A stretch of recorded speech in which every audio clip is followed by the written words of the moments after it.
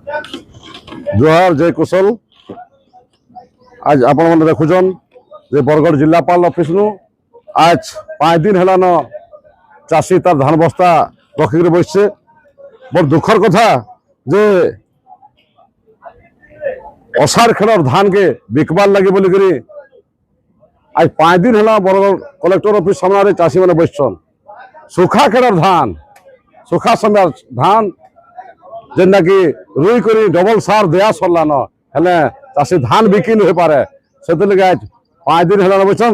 देखुन इटा निजर घर नु निजर घर घर नु के चौल मुठी आनला के पातघटा टिके आनला के दाल टिके आनला जय कुछ तो सेमता आनी के सब इटा रंधा बड़ा चलছে।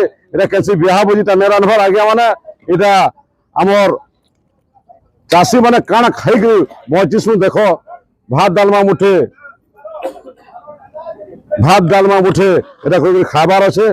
আর जब तक सरकार ने सुनबा ये आंदोलन जारी रहबा। এটা ने भाबो जे निर्देश के चाषी बइछन सब चाषी लागे जे जेन भी अछ बरगढ़ जिला काना पश्चिम ओडिशा सारा जे जेन भी चाषी भाई मन अछ समस्त आसिक आंदोलन के सहयोग करुन।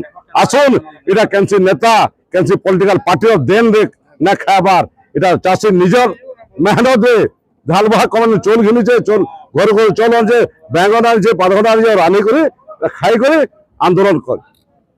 जय मां समले जय कुशल चाषी एकता जिंदाबाद।